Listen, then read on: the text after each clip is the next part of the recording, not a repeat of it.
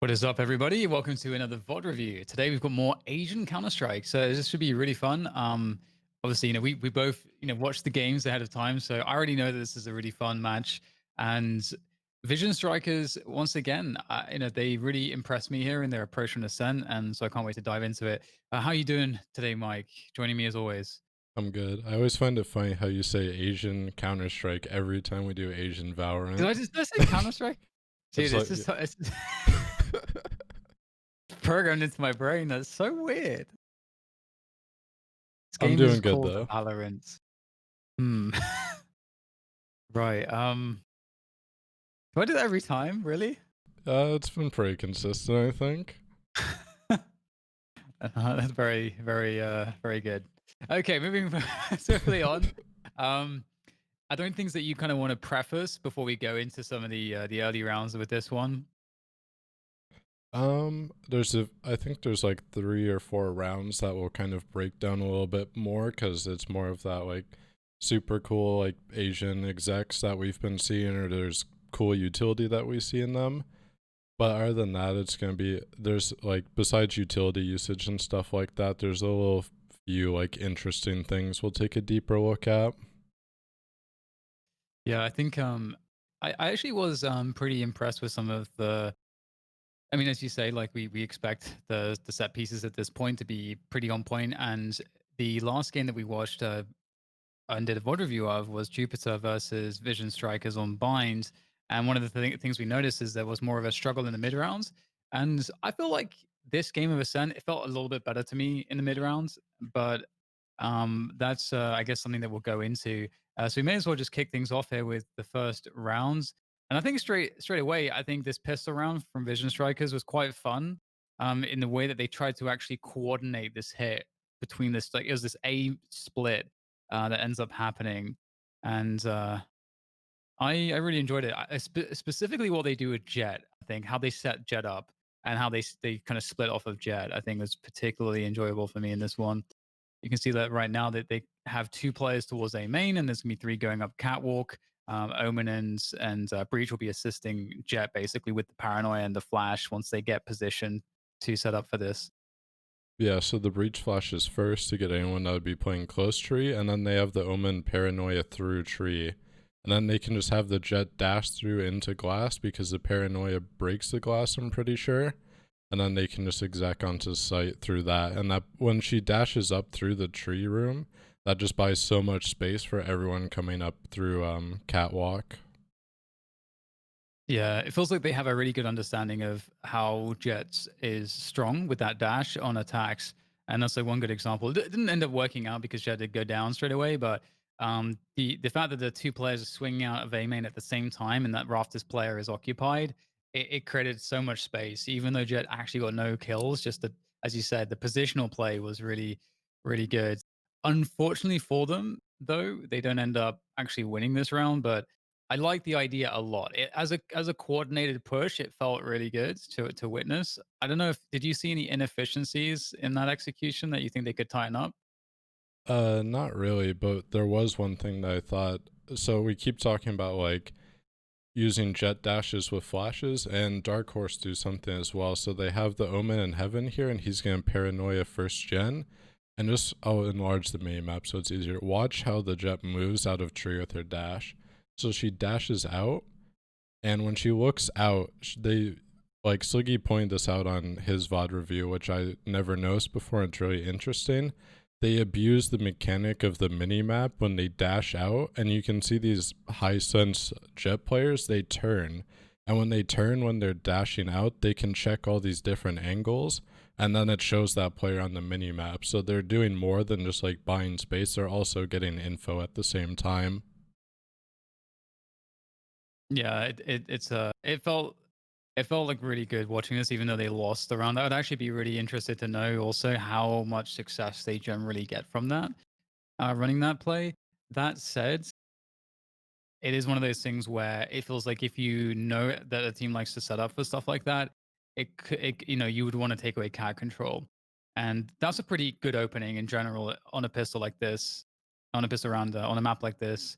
So I'd imagine that there's probably not something that they do all the time, and I would imagine have a lot of variation. But we have a small sample size of what we watched so far. But moving into this next round, it's going to end up being just obviously an eco, given that we had a loss there for Vision Strikers off of the pistol. And it's actually, they get a lot of mileage out of this round, and it kind of comes out of possibly just an awareness issue or misplay from Jet. So initially, Jet, was going to get that kill, and they're going to secure this. By the way, did you notice, Mike, that the commentators went nuts when Jet got this kill? Yeah, I love Yeah, watching or listening to the yeah, commentators on these. do we have the ability to play it back and then get the sound? Yeah, sure. I would never hype up that particular kill, but I think they can just do whatever they want. I think it works. 엄청난 유효타. 자, 근데 샷 충격와서 또 I just turned sound on for this too. 어센트 계속 보여줬던 거. 네. 소바가 일부러 정찰료 화상 충격와서 던지면서 베이팅한 거거든요. 와! I love it. Whoa! That's so good. I should add that to my repertoire. But yeah, so that was just stuck out to me. So I just wanted to like, because I just like this is nothing happening. It's just like it's literally an eco kill, but I mean, it turned out to be a close round, so impactful perhaps. So it is going to be a split here. They get all that control up mids. It doesn't look like anyone wants to play in mid here. So this is, I think, generally a good approach because again, if we think about what is the best way to kind of get a split off, the B site is going to be the easiest in terms of you can swarm everyone up this wide choke point, which is mid, and you can kind of collapse onto people pretty easily in market and anywhere around those positions. So it just makes sense. And there was just a misread. It felt like in this particular case from the Jet and B main, and that she didn't expect the lurk to come through on that position, and Jet going down kind of was the linchpin of this defense and allowed the bomb to get planted. So I don't think that I really noticed anything other than that from this. It seemed quite a standard way to play around out like this. I liked the approach. Yeah, I think DarkHorse maybe gave a little bit too much respect in mid, like in terms of control and info after they got that pick B main. And the one good thing for Vision Strikers, obviously they made this super close, but they got the A main orb as well into Breach. There's another, like we talked about like months ago at this point about like people buying or just keeping Ghosts. And DarkHorse only had, or they had 3 Ghosts in the Judge and a Bulldog, so obviously like those guns save them at the end, but it just shows like if you kind of lean on just those Ghosts for the next round when you're on anti-eco, can easily like go in the other direction. Yeah, definitely. It's definitely pretty scary, and I agree with your point that they could have taken a bit more control. But going into the next rounds, I think this is when we're going to start. We're going to start to see what is sort of like a default formation coming out of Vision Strikers here, where they typically have their Omen as the kind of lurk on B, and they'll sit 3 players top of gelato typically, and obviously this allows them to understand if there's any aggression early on towards that A main position, and they will have the ability to respond if they want, and they can also figure out if the other team is being aggressive in mid, so they get the option to kind of slow play that and react to that. So it's a kind of a reactive opening, which sort of accounts for everything and can kind of build into anything. That's kind of the idea with this setup. And you'll see that the Jet is in mid link at the moment. And one thing that I thought was interesting about this default is that they don't end up pressuring A main very much at all, really. That tends to be something that I noticed from them here. And whenever they did pressure A main, it felt like they were going to do something there. So it kind of felt like that was quite a telegraphed maneuver whenever there is pressure there. But Yeah, I think as well, like they mostly are focusing on abusing mid. So one of the things they do as well, like most of these rounds, you're gonna see the Sova do these shock darts, and he's getting rid of the trip. So he does one for the cat trip, and then one for the mid trip. I don't think the mid trip one breaks this round, but on the next few rounds, he gets it every time. So that's like a good way early on in the round when they're like DarkHorse are just using that trip to kind of hold mid, and then they're playing more heavy B. And then they will keep throwing this Omen smoke towards the steps that we kind of see consistently now. And then they can just get close mid control because they use the recon. They cleared out close mid, and then they can just clear cat while walking up. And then this is what we've talked about a few times, like how good their timing is with the breach flashes. So their jet is super close to this trip now, and normally it would be broken from the shock dart. But they're going to break the trip and then just flash this market area and then swing at the exact same time. But DarkHorse's jet has really good like jet one ways that he's been throwing, even in the first few rounds, even though he doesn't get the kill there. Yeah, this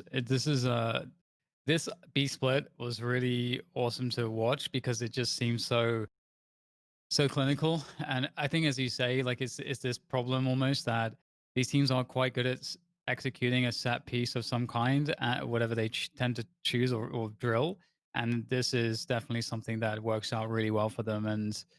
And I think also off of the back of the previous round, we saw that common theme of giving up too much space to them. So I think if you're ever playing and you were able to just set up a round that is strong for you for free, then obviously you're going to want to take that. I think what's interesting here from Vision Strikers is that we're going to see that they will keep mixing things up, but they do know what's strong. Like they know like exactly how much to kind of milk the certain opportunities that are given to them by the other team in terms of, in this case, not having enough presence around mid, which is something that will end up changing, but it will tend to change to the detriment of the defenders because, again, Vision Strikers mix things up effectively. So the defenders it feels like they're often a step behind. Um, and going into the fourth round, what's kind of interesting is after this kind of slower pace, we're going to see a much quicker pace coming out from Vision Strikers. So this is kind of an example. Wait, is this the right round? No. Have I? I think this is kind of like a defaulty round again. Hang on, my note's wrong. Because they do the same shock darts to break the mid trips, and then they're just going to slowly progress up mid again. So the Cypher's just camming A main. DarkHorse is kind of playing like somewhat of a retake setup with how they're positioned on A. And then this is around where Vision Strikers are just going to do the same mid progression. So they smoke off, recon close, they clear everything out, and then they're just going to try to break the trip again if it's here. They're going to smoke deep, and then they're just going to flash and try to swing on the market player. Ah, yes. My notes went wrong. I just cannot read them. So I just can't count. Beautiful.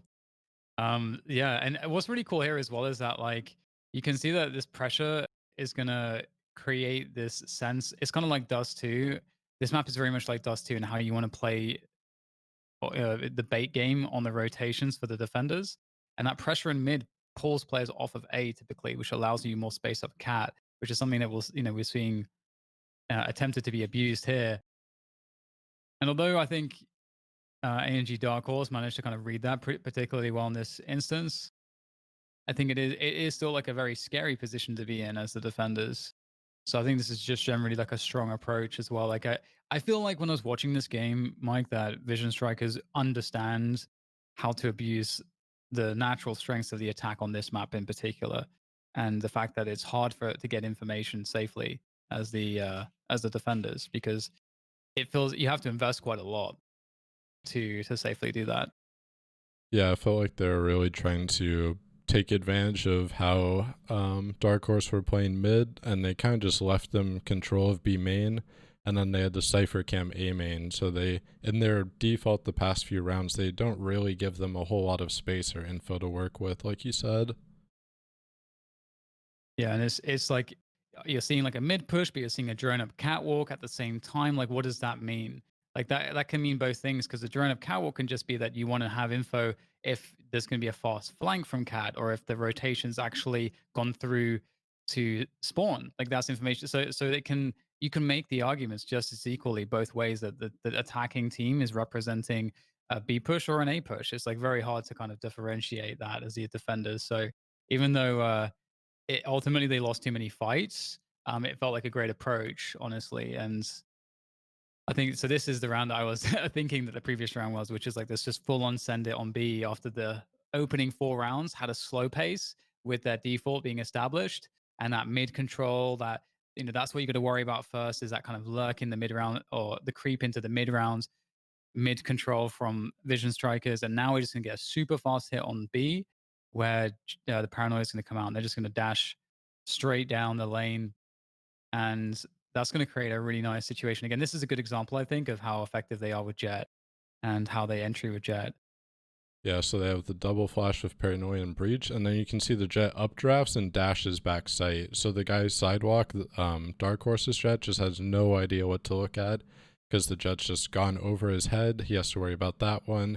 He was blind. He has to worry about people coming through B main as well. So that's just like a really good way that I've seen a lot of using that, using a flash and the Jet dash that we see from this region a lot. And then you can see Omen's late flanking up mid. And they know the trip's probably going to be there this round because they didn't shock dart it. So he's just going to wait after they take these fights, and then he TP's past it. So now they have them completely contained into spawn and market. Yeah, and this is like a really difficult retake sometimes when you lose the site so quickly. It's just a general difficulty because the quicker the site's lost, the more time the attackers have to set up forward position. And I actually felt like when I saw this, I was like, oh, there's a Hunter's Fury available for DarkHorse. Perhaps there's an option, but they just don't find the position to work with. So one of those spots, really, unfortunately for them. But I love the change of pace. That's like one of the principles we would, I think, want to make sure that you'd highlight here in terms of if you're an aspiring IGL, having options for like when you're switching up the pace after you establish a pace, what's your fast round? Or if you've had lots of fast rounds, what's your slow round? It depends on the team that you're playing and how you anticipate that they'll respond to different paces as to where you would want to build your strategy for that matchup. But going into this next round, we actually get, again, a similarly quick round, another B full send it rush. Yeah, And the it's exact same basically going to play. look the same. Yeah.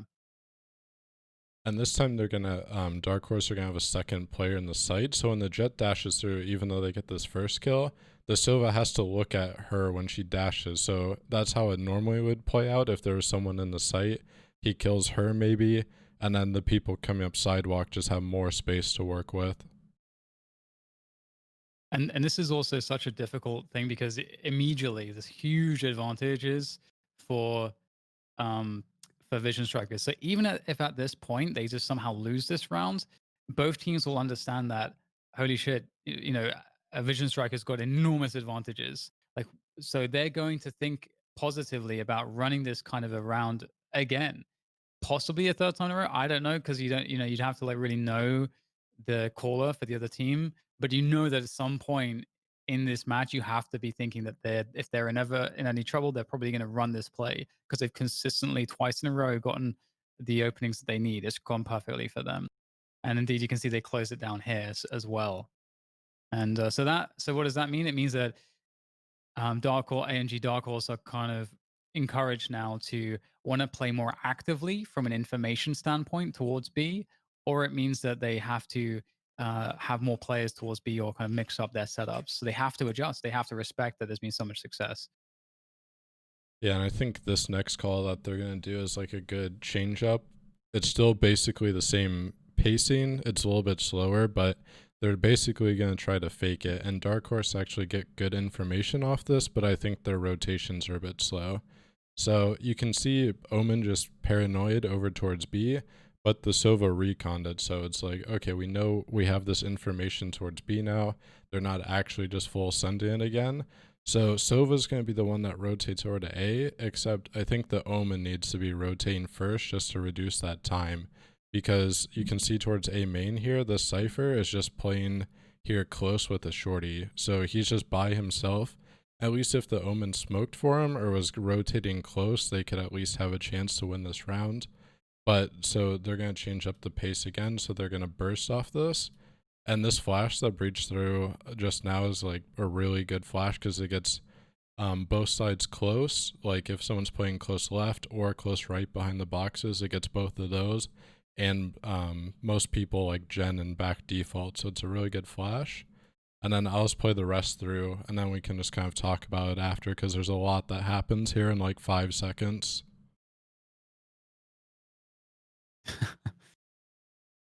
Quite fortunate that no one died there for Vision Strikers. Yeah. That's when, like, I sent this to Sliggy and Sideshow this particular round, and Sean and a few other people, I think.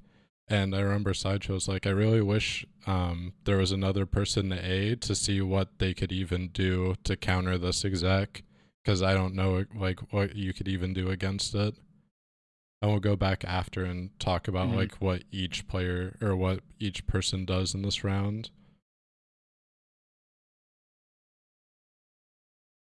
But yeah, and that's just like such a quick pace that even though they had like no actual rifler on A site for DarkHorse, there's just nothing they could do to get back into this round again. Yeah, and they were on eco, so it's it's always going to be an uphill struggle, but Yeah, so we'll rewind a bit and then go through what each person does here. So I think this should be about it. Okay. So the breach flash comes through, and then you can see Omen smoking towards heaven right now. I'll get the main map up again. So he's smoking towards heaven, and he's ulting on top of the box. So as that smoke is falling, it's covering him ulting down onto that box on top of heaven. So he's in a good position on top there because he's covered by that. And then you can see the Jet smokes on top of Gen and breach flashes through it, and then they dash through the Gen smoke towards back site. So if someone was playing like back Gen or back site, they're definitely worried about that. They're worried about the Omen ulting on top of heaven.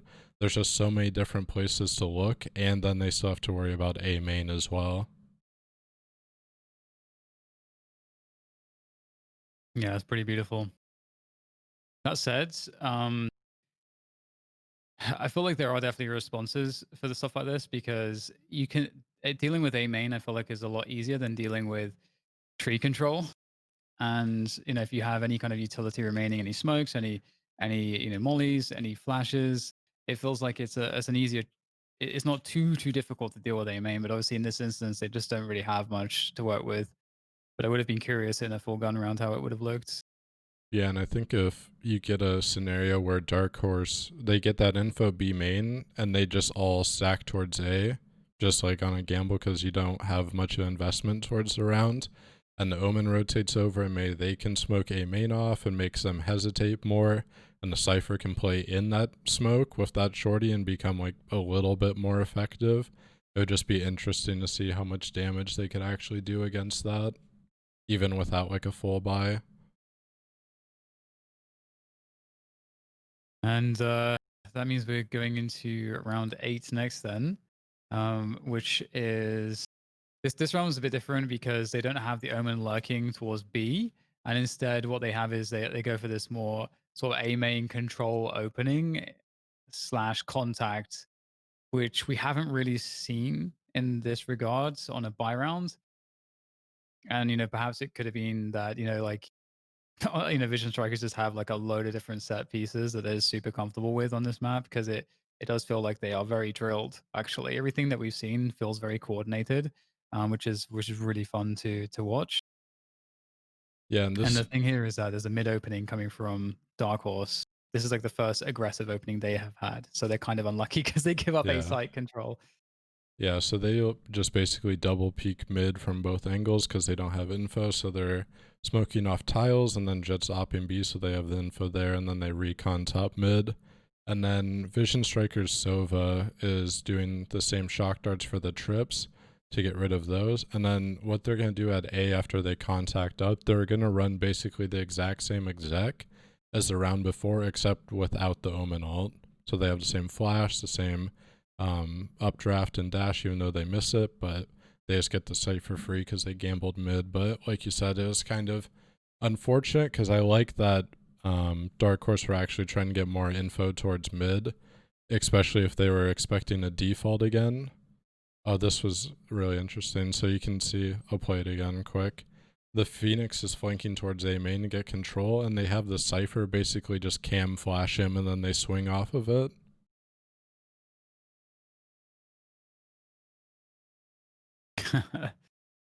Classic. And it's just like little things like that that are really interesting to watch because they seem so coordinated. And it does seem like they're getting a little bit better in like the mid round to late rounds. Maybe it's just a map thing as well compared to the other maps we've seen, but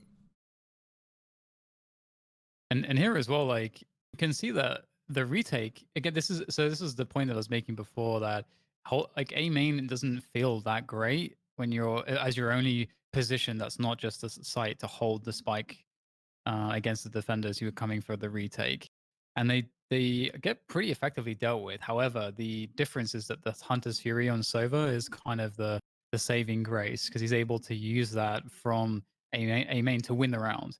But without the Hunter's Fury there, that's not they lose the round. Like the retake coming through tree and splitting out rafters, was effective enough, and Yeah. it generally is quite an effective retake. So um, and I agree as well the mid response, because also the way that they do that mid aggression, because we're going to see it again at certain points. Unfortunately, that doesn't think it ever works out for them. But it's typically that the jet is going to come from mid link in the default, and I think they will send a dark cover to top mid, the defenders that is, when they do the aggression. Then they walk out cat, kind of looking to catch jet specifically. So they have a good read. aNg DarkHorse have a good read as to like how that round looks, but they just never catch that round when it's actually happening, unfortunately. Yeah, if they did the same thing this round, it would have worked out like 10 times better, right? But that's the thing, when someone is changing the pace every round and really dictating how you have to respond, you're going to struggle to get back in the game when you're just playing catch up the entire time. So this Yeah. start off this round, it's just like the same shock darts, even though there's no trips towards mid. I think Phoenix eventually here he just swings out cat. I don't really like Dark Horse's Omen playing close mid when you know their Sova is consistently reconning close mid when they're defaulting, because this is what they're doing right now. They're defaulting, and you're playing close mid right when he has that recon there every time. Yeah, and then the Phoenix just like sends it up cat instead of holding them close there. And then the Omen, they also know he's in that corner from the recon, so wasn't the best adjustment, I don't think. And then they respond really well to the Sova using his ult there towards market. They dash up and abuse him for that.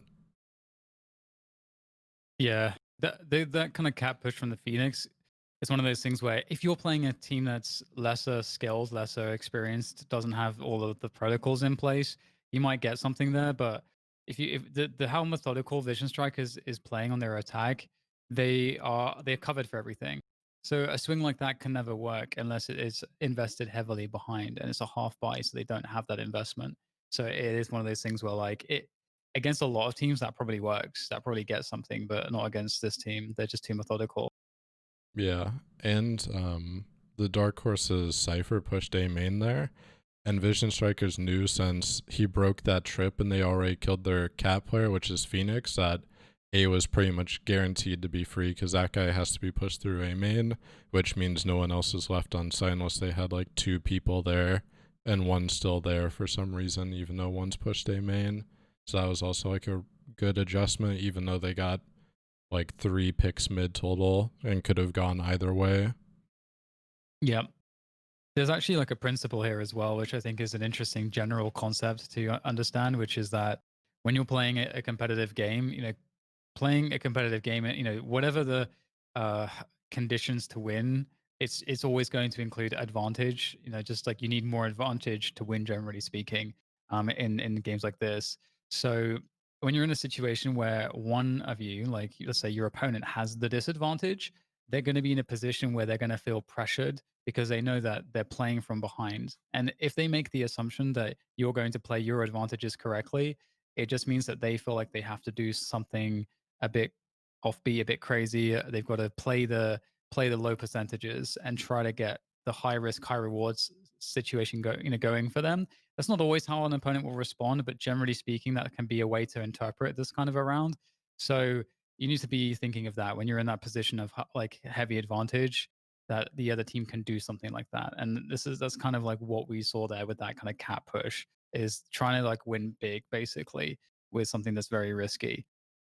Yeah, and I think as well, like when you have a team, like in the first few rounds that Dark Horse won, it didn't really feel like they were in a whole lot of control, right? It was more based on the retakes that they were winning those rounds. And this entire half, it just felt like Vision Strikers really dictate the pace. And like you said, that's very hard when you get down so many rounds to be trying to take gambles or guesses into what they're going to do when they're already thinking like, okay, next round we're going to do this to change up the pace, or we're going to contact this round or go fast because they're making this adjustment because we're doing this. There's just like so many mind games you have to start thinking about. It's really hard to catch up. Yeah, completely agree. Yeah, so this round they Dark Horse are just gonna smoke top mid, and then the Jet's gonna walk up cat, try to get info tiles. So this is more mid info they're trying to gather, which is good. So the one of them should start pushing towards B, where like the Omen should be back towards B or A because they have so much info mid, and Vision Strikers just commit because they hear the Sova just jumping around in boathouse to shut the door. So then they just commit with the breach hold onto that.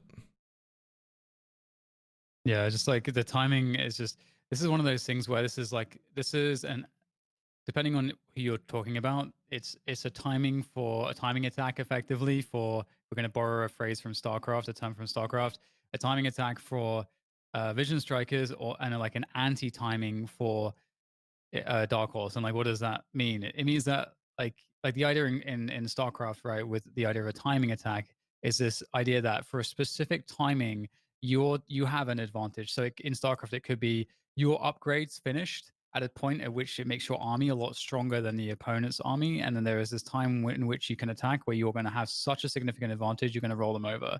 And similarly here, there is this time where the defenders, Dark Horse, don't have the info and so they don't know what the hell's happening. They have a lag here because they get that mid info, but because this burst comes just in the right moment, like Sova's in his drone, they're not prepared for it. The whole execution can come before the other team knows that it's happening. So that's a huge timing win. And there's lots of if you think about this game in terms of timings as to because if you think about the attacker's job is to obscure what they are doing. So if you don't know what's coming as a defender, you don't know how to prepare against it. So if you can set up a huge attack and the opponents have no idea what's coming, then that's a pretty good look, generally speaking. So that's kind of what's happening in this situation. That's like kind of the thing that I noticed the most about this round. Yeah, they definitely can just like, even though it felt like Dark Horse had a lot of info there, Vision Strikers are just so good at like committing to what they're doing, and they have kind of like what they want to do figured out pretty far in advance, and they're basically just making like Dark Horse react to everything they're doing.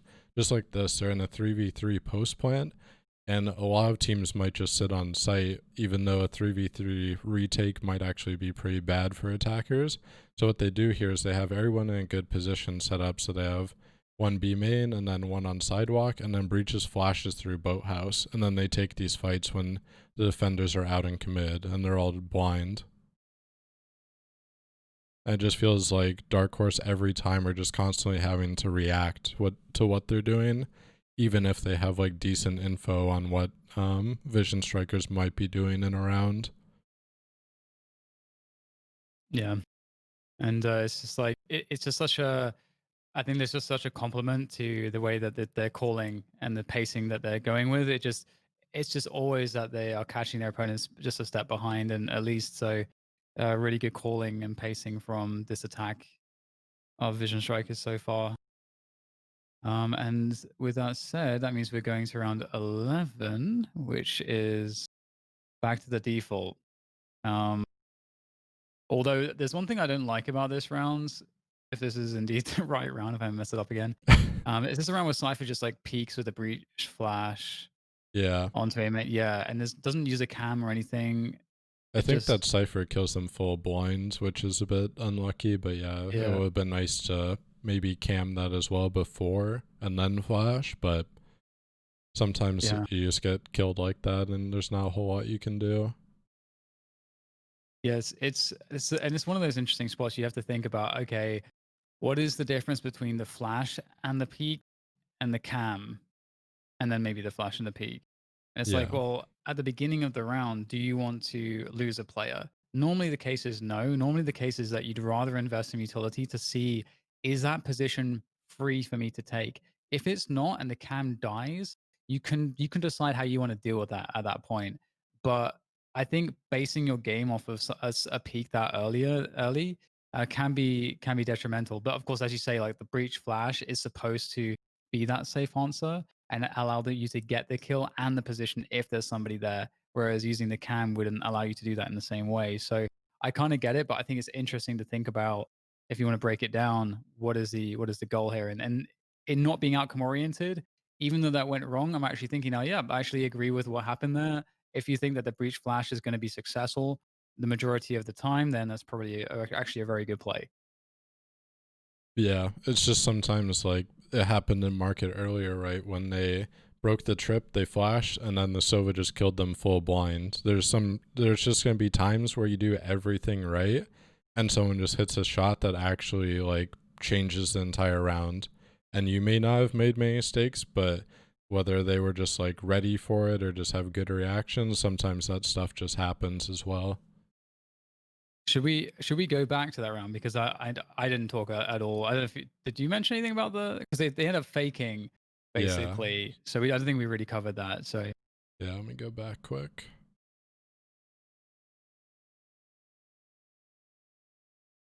I was going to talk about B main quick because Vision Striker's paranoid it to clear out the close position, and the Jet has a judge here. And then she double smokes and then fake dashes away. So it looks like they really escaped, but now they still have this info here. And then DarkHorse can just rotate off of this info. And then like during this entire time, Vision Strikers were just like setting up towards A main to walk into the site, and everyone on DarkHorse just kind of bought or had to buy the rotation towards B.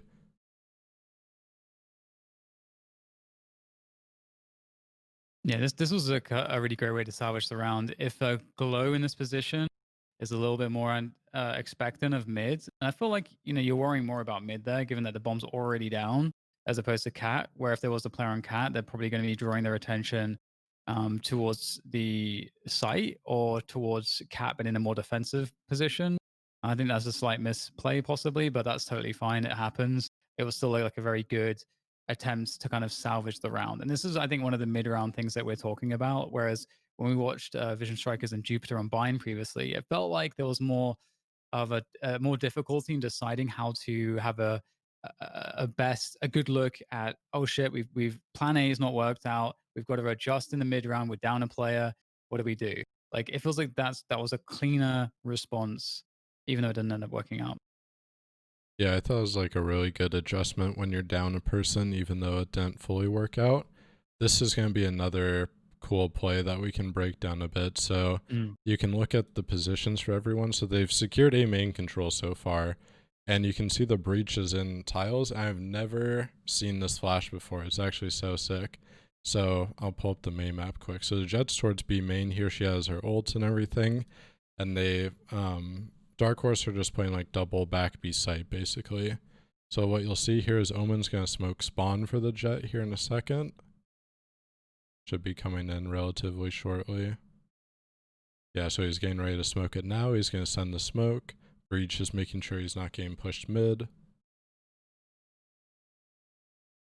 Yeah, so the spawn smoke comes in, and then Breach flashes, and it goes like above the boat. I'll rewind it quick because it's really hard to see where it goes. So he flashes and it comes out this right side, right above, you can see it, and then the Jet dashes out, shuts the door, and then runs back out. And this causes just such a massive rotation from DarkHorse because you just have no info because both of your players are playing back site. I've never seen someone like manipulate the door rotation like that and like fake that type of control, and then they can just walk into A. Yeah, and it's actually when I was watching this round too, I was just so in awe of how beautiful, like it's truly beautiful. If you think about again, what is when we're talking about creating rotation is about creating a level of threats, and threat can appear in a bunch of different capacities, right? If you see an opponent, if you actually see them, that's obviously like a huge amount of threat because they could be on the site taking position and killing you. That's a huge level of threat. if it's a flashbang to take a position or an ability, that's some threat because it's like, okay, someone's near this, they're trying to invest in it and taking this control. So it's not, I'm not necessarily convinced that they can commit or not, and so on and so forth. So what we've seen previously is you're coding the opponents to understand how you use certain agents to create the threat. So when we see the jet dash into a smoke like that, and you facilitate it with a flash, you are sending the entire team to that site because they have set up in earlier rounds that if Jet does a maneuver like that, the entire team is behind it. And because there's like this confusion because of the cloud burst and the flash, it takes a while. So there's a lag until you can figure out, hang on, is the entire team behind this or not?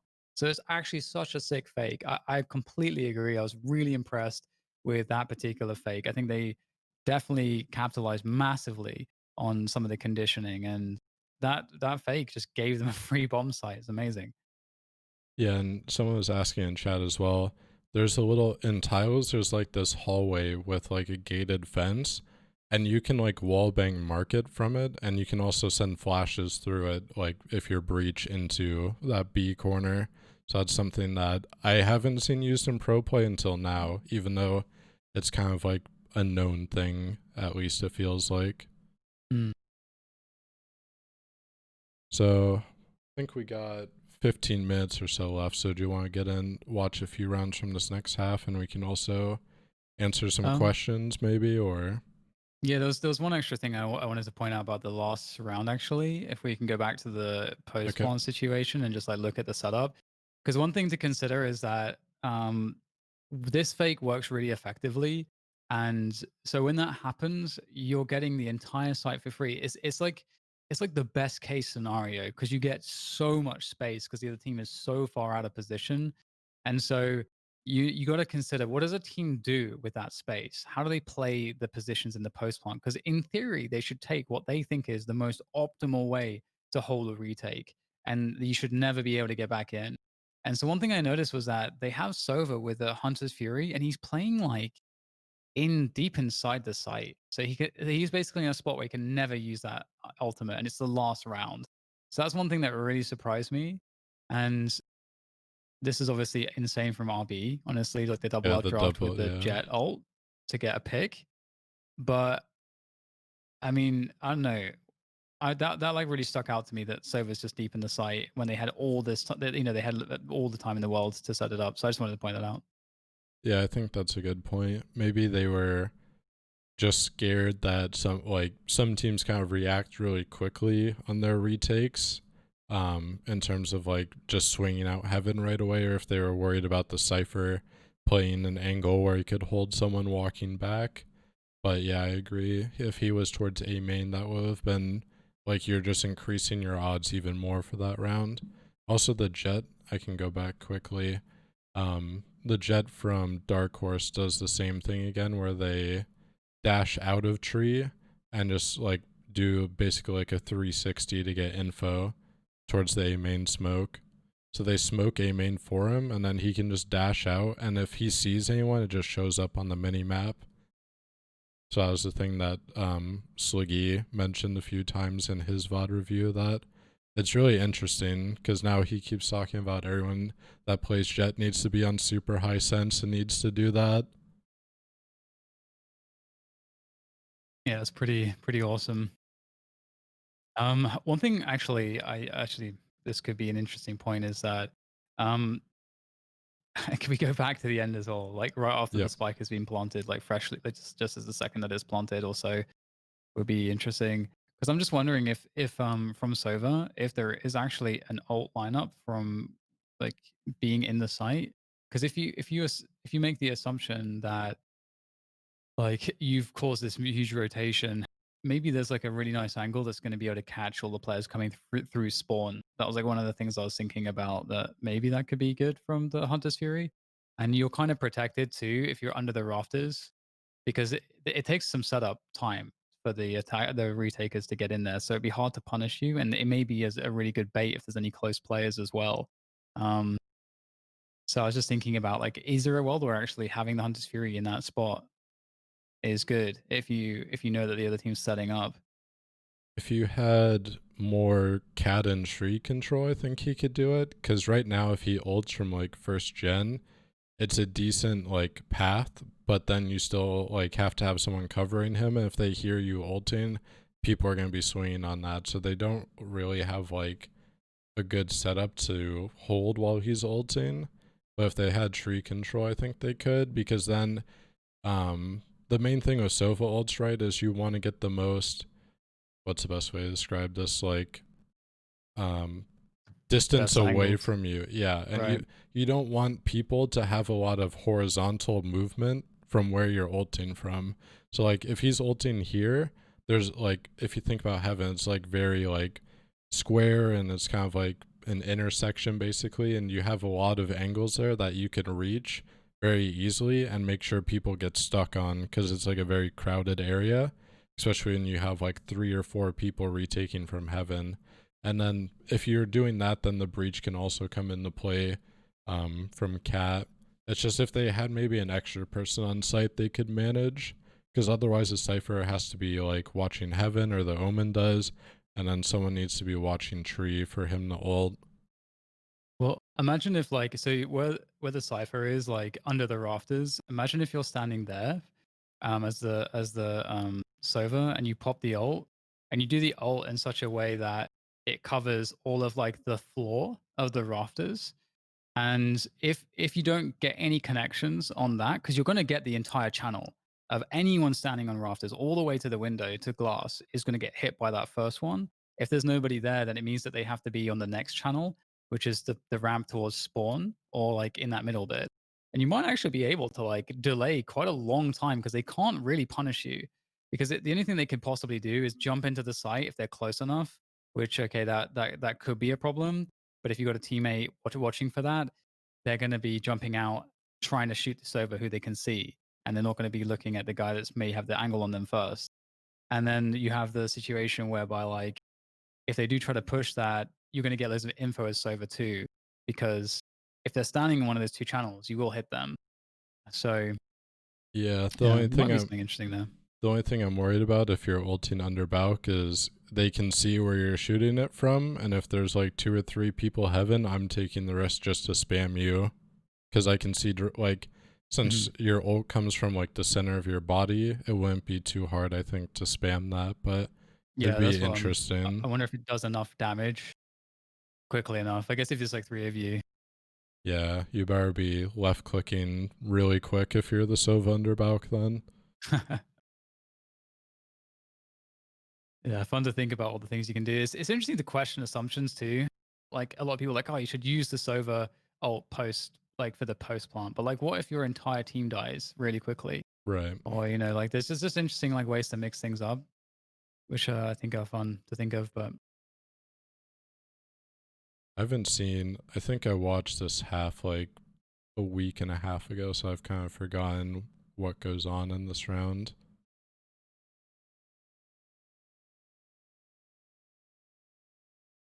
yeah, as Mike said, if anyone has any questions, we would be really happy to answer them in the remaining 10 minutes that we have. I was going to ask you something as well, because obviously we saw the Vision Striker Sova just constantly harassing their Cypher's trips that entire half. So what do you think is like the proper adjustment to that? Because it feels like you have 2 options if he's doing that every round. Either you change the placements, which you either allow them more space by doing that, or you hold them on you and try to use them like later in the round after he does it. Or maybe there's another option.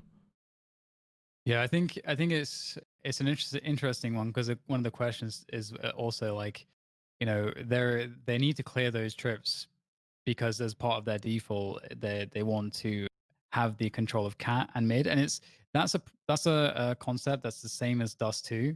So I think it's worth mentioning every single time. Ascent works like on the defensive rotations exactly like Dust 2, and for the attackers it's the same. By pressuring mid, you create an argument to pull someone from the A side of the map. So either they try to have more control on the catwalk so that they have a fast rotation to be exactly the same as in CS, where if you have cat control, you do that. But on CS, it's less safe to have deeper cat control. You need to really do it properly. than on this, where you have easier choke points to work with and shut down. But yeah, so that mid pressure will pull that rotation or tell them to go catwalk.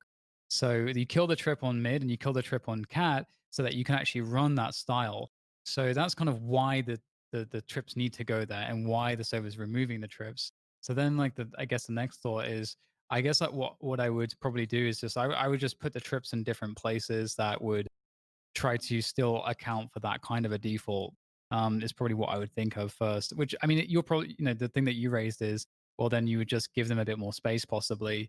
And I think that ultimately, like, that's going to be the prime adjustment that I would have. I would try to find a mistake in time, in kind of like, how do the server arrows actually fall, Yeah. and see if there's like a good spot left, because it could very well be the case. And if they are then operating under the assumption that the arrows are clearing those spots, then it actually turns into maybe a small advantage for you. So, Yeah, it's but interesting. holding onto a trip is probably good too, as you said. Yeah, it's just interesting how like that's just like such a little like mind game part of the game that you have to be thinking about because it drastically changes how you approach mid control. Yeah. I mean, like, even doubling up the trips in one area and then putting more control elsewhere, like if that's part of their default because they are going heavy mid, you could do it so that you like maybe put the trips, like have a couple trips towards the cat or tree position, in spots where the arrow will not catch them, and then just have an extra player or more of an aggressive play around mid, so that you have, like, when they're developing that part of the default, you actually take control of that, take initiative in that situation, and cover your bases towards cat to slow them down. Or, and likewise, you could do it in the opposite fashion too, possibly, where you put like a two-man setup around cat and you use more utility around mid to slow them down.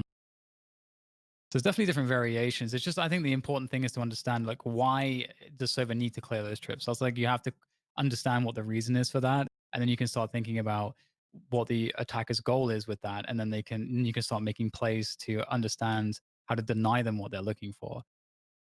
Yeah, I totally agree. I'm gonna have to ding Vision Strikers though, because their Sova just pushed mid and he had his drone and his recon. He was pushing for info, so still my biggest like pet peeve right now. That's the like crazy thing about some of these Asian teams though. When I was watching on Sliggy's stream, because he did this whole, I watched him do 2 maps at least where they played in this finals, and there would be times where their cipher just dry peaks at the start of the round on like a full gun round. It's just mental. Yeah, yeah. Yeah, it's really weird because it feels like they understand the utility really well too. Yeah, It feels like, let's say, weirdly, even though NA has really good, actually like a really good, I would say, structure. like, yeah, yeah, exactly, yeah, like, we're kind of habituated around defaults. I feel like I would expect stuff like that more from NA teams who just maybe run out of ideas, or just like, or because they really feel confident in like the more kind of the ego stuff. Whereas so far with the Asian teams, it feels like they're like, ah, we're playing the team game and the utility game more. So it is kind of funny. Oh, this is Mhm. a cool gelato take. They paranoid and then aftershocked the left corner, and then the jet was able to clear it. This is, I feel like gelato on this map, if people actually came up with like 5 different ways to take it like that within a comp, they could just dominate Ascent. Mhm. Kind of like how Astralis like just had so many different ways to take banana control as defenders or retake it or just different looks at it. Yeah.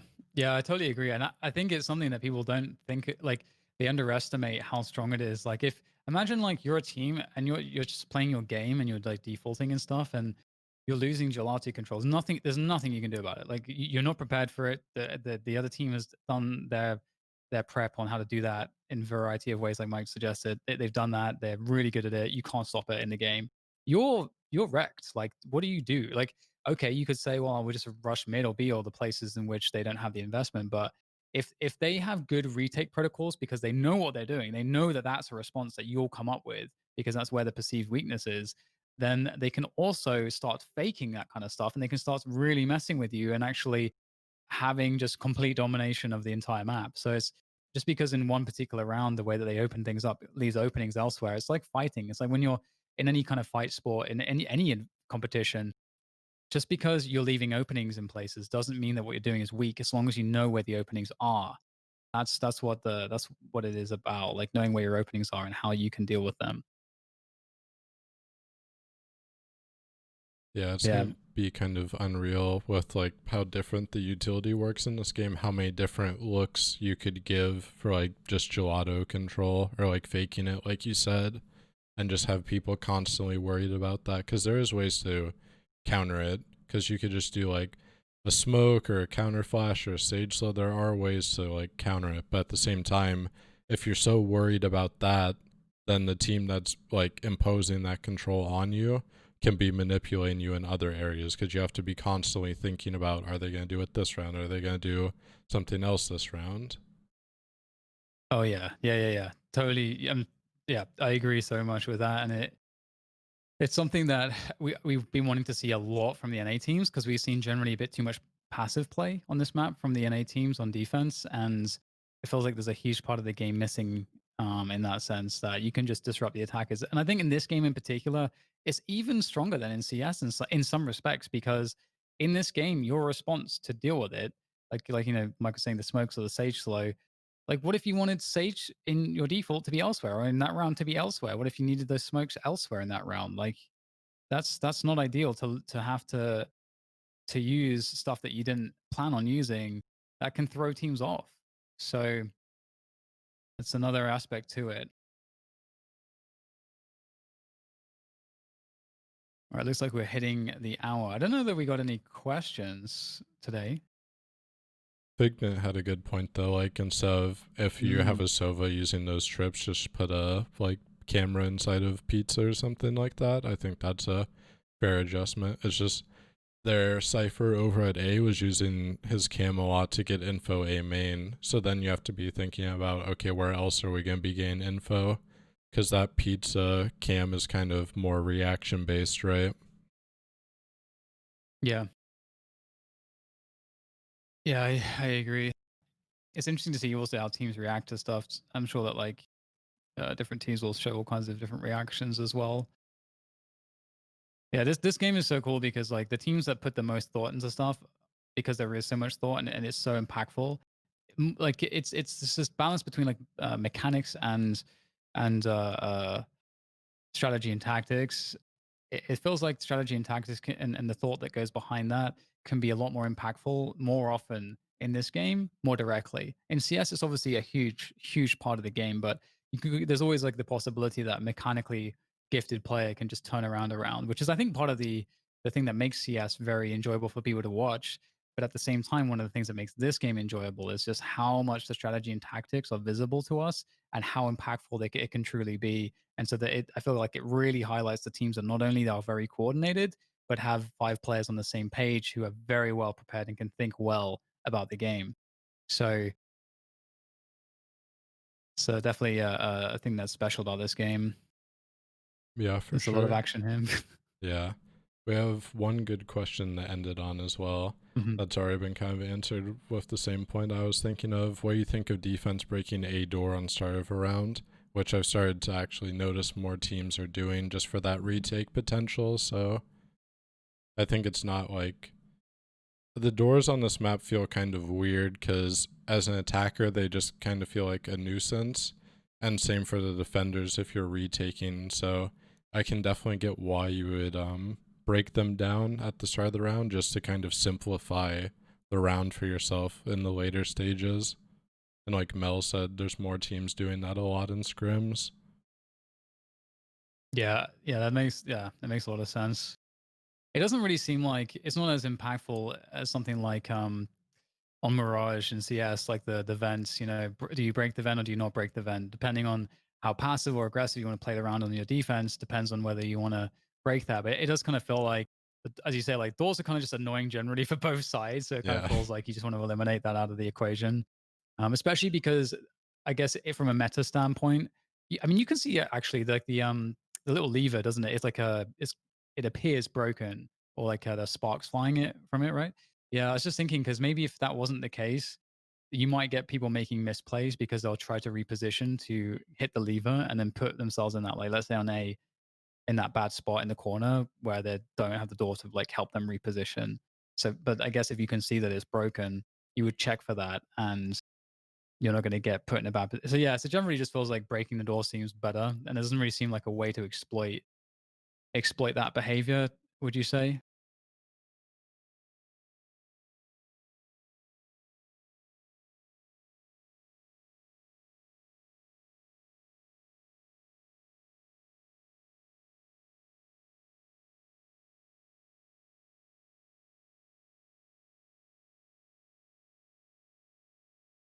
Oh, great. I forgot Oh, on you mute. muted. Yeah. I was just saying that, like, in terms of like defender setups, it's really hard to like come up with setups because if you're using it to delay attackers, you're not really going to have a rotation that's quick enough for that, right? Like, a rotation's not going to come in 1 to 2 seconds. So I don't really think there's many good setups you can come with it unless you're trying to like fake a stack. Like if you're shutting the door to signal that you're weak, if they have like mid control or something, but you've got a read over at A and now you have 3 people stacked in the B site, that could be interesting, but I don't really see that happen a lot. It's more just like, oh, I'm kind of screwed here because we got the wrong read, so I'm shutting the door to buy an extra few seconds. Yeah, yeah. And with that, and with that said, I think it's time to end the show for today. We've just hit the well, just gone past the hour. Any closing thoughts, Mike, that you want to throw out there? Just more good execs and utility play. I thought that they were really good at like dictating the pace and better in the mid round and late round than when we watched them on bind. I don't think like I watched the rest of this finals on Sliggy's stream, which you should definitely check him out if you're interested in more VOD reviews. And I think like from this map you might think, oh, DarkHorse isn't a very good team, but they're actually like really good. So I think Asia actually has like 3 competitive teams at least, from what I've seen at least. There's obviously a lot more out there, but Yeah, and if there is enough to have one or two like pretty top notch teams, then that means there is enough good stuff going on there that other teams will be able to like follow their lead. That's like really huge. Having one very competitive team at the global scale in a region is huge, because other teams in that region get to play with them and learn from them. So hopefully that is like a really, hopefully that's like a sign that it's just actually the tip of the iceberg, and beneath it, as you said, there's actually loads of stuff we can't see yet. That's brewing. Um, with that said, that does conclude our VOD review for today. So thank you all for watching and tuning in. Of course, if you missed some of this, then it will be going up on our YouTube channel tomorrow. So check that out. And of course, we have another episode of Immortal Minds at the typical time this Saturday for you to tune into as well. We've got another great guest. I don't believe we've announced it yet. Is that correct? We have not. Okay, cool. So stay tuned for the announcement as to who the guest is. Follow the Twitter channel if you're not already doing so.